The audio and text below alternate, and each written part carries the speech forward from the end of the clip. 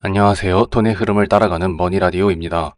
오늘은 전통적인 투자 공식을 거부하고 오직 미래의 기술과 혁신을 믿고 나아가는 여성 투자자 캐시 우드에 대해 이야기해 보도록 하겠습니다. 누군가는 그녀를 미래의 워린 버핏이라 부르고 또 누군가는 최고의 거품 전도사라고 비판합니다.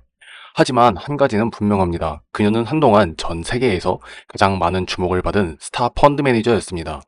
캐시 우드는 2014년 아크 인베스트라는 자산 운용사를 세웁니다. 이 회사의 투자 전략은 단순했습니다. 미래를 바꿀 기술에 투자하자. 하지만 그 미래는 단순히 흥미로운 아이디어가 아니라 시장 구조 자체를 바꿀 수 있는 기술이어야 합니다. 그녀가 주목한 5가지 분야는 인공지능, 유전자 편집, 로보틱스, 블록체인, 자율주행입니다. 이 기술들은 단순히 새로운 산업을 만드는 것이 아니라 금융, 의료, 교통, 제조 등 경제 전반을 뒤흔들 잠재력을 가지고 있다고 믿었습니다. 그 철학은 어린 시절부터 이어져 왔습니다. 해시우드는 미국 로스앤젤레스에서 태어났습니다. 가톨릭 신자로서 교육을 받으며 신념을 지키는 것과 장기적인 시야를 가지는 것을 배웠다고 합니다. 대학에서는 경제학을 전공했지만 단순한 이론보다 세상을 바꾸는 기업의 이야기에 더 매료되었습니다. 첫 직장이었던 캐피털 그룹에서 그녀는 단기 실적보다 장기 성장성을 먼저 보는 선배 투자자들의 영향을 크게 받았다고 합니다. 대표적인 성공 사례는 테슬라입니다. 2018년 테슬라는 계속해서 적자를 내고 있었고 월가에서는 현금이 없다, 곧 파산할 수 있다는 비관론이 쏟아졌습니다. 그러나 캐시우드는 그 상황에서 테슬라의 데이터와 학습 속도를 보았습니다. 자율주행차가 도로 위를 달릴수록 테슬라는 방대한 운전 데이터, 도로 인식 정보, 사고 회피 패턴을 쌓아가게 됩니다. 이 데이터는 결국 AI 학습의 핵심 자산이 되고 다른 자동차 기업이 쉽게 따라올 수 없는 경쟁력이 된다고 판단했습니다. 그녀는 이렇게 말했습니다. 사람들은 테슬라를 자동차 회사로 보지만 우리는 AI 기업으로 본다. 그리고 2020년 팬데믹 이후 테슬라 주가는 10배 넘게 올랐고 아크는 단숨에 세계적인 주목을 받게 됩니다. 캐시우드의 철학은 전통적인 평가 방식을 거부하는 데서도 드러납니다. PER, PBR, ROE 같은 수익성 지표 대신 플랫폼 기업의 확장력, 네트워크 효과, 기술 독점력 같은 질적인 요소를 더 중요시합니다. 그녀는 혁신 기업은 기존 잣대로는 설명되지 않는다고 단언합니다. 마치 아마존이 처음 성장했을 때 PER이 수백에 달했지만 결국 시장 점유율과 생태계를 장악하며 전통적 기준이 무의미해진 것처럼 말이죠. 하지만 이런 방식은 언제나 빛나는 결과만 가져오진 않았습니다. 2020년 미국 연준의 급격한 금리 인상으로 기술주는 직격탄을 맞았고 아크 ETF들은 70% 가까이 폭락했습니다. 언론은 희망에만 투자한 결과라며 비판했고 최고의 버블 전도사라는 조롱까지 했습니다. 그러나 캐시우드는 오히려 매수에 나섰습니다. 테슬라, 코인베이스, 유전자 기업 주식을 계속 사들이며 지금은 5년 뒤 수익률을 사는 시간이라고 말했습니다. 아크 ETF는 전통적인 펀드가 아닌 상장지수 펀드 형태로 운영됩니다.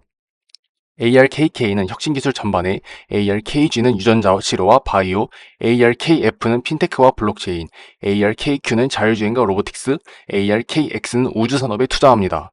특징은 캐시우드가 직접 종목을 고르고 비중을 조절하는 액티브 운용 방식입니다. 마치 ETF이면서도 펀드 매니저의 개성이 강하게 묻어나오는 구조이죠. 그녀의 방식은 극단적으로 미래를 바라보는 투자입니다. 시장이 불확실하면 더 주목받지만 시장이 불안정하면 더 위험해집니다. 그럼에도 불구하고 캐시우드의 질문은 늘 같습니다. 10년 뒤에도 이 기업이 세상을 바꾸고 있을까? 그 질문에 예라고 확신할 수 있으면 지금 사야 한다는 것입니다. 캐시우드가 말하는 파괴적 혁신은 단순히 새로운 제품을 만드는 것이 아닙니다. 기존 시장의 룰을 깨고 산업구조 자체를 바꿔버리는 변화입니다. 예를 들어 스마트폰은 단순한 휴대전화가 아니라 카메라, 지도, 음악, 결제까지 한 기기에 담아 여러 산업을 통째로 재편했습니다.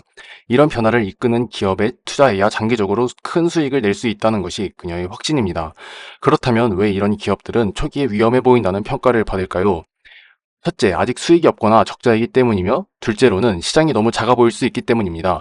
마지막으로 기존 산업의 강자들이 쉽게 따라잡을 수 있다고 생각하기 때문입니다. 하지만 캐시우드는 이렇게 말했습니다. 이익이 나오기 전이 가장 중요한 시기이다. 그때 이미 시장을 장악할 수 있는 기반을 만들고 있다면 주가는 미래를 향해 달린다. 그녀의 성장 배경에는 이러한 사고방식을 가능하게 한 경험들이 있었습니다. 대학 졸업 후 첫 직장에서 그녀는 고정된 투자 규칙보다 이야기를 중시하는 방식에 눈을 떴습니다. 재무제표보다는 창업자의 비전과 산업의 방향성을 먼저 보는 선배들의 가르침을 받았습니다.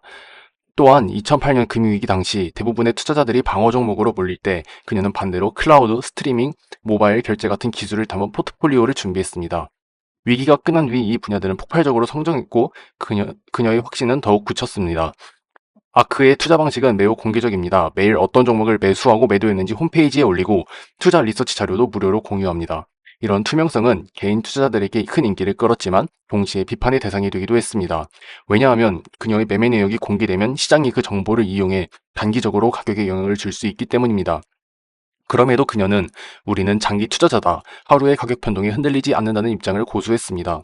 여기서 한 가지 흥미로운 점은 캐시우드가 투자하는 기업 대부분이 데이터를 핵심 자산으로 가진다는 것입니다. 테슬라의 자율주행 데이터, 크리스피의 기업들의 유전자 데이터, 스퀘어의 현 결제 데이터, 코인베이스의 암호화폐 거래 데이터 등입니다.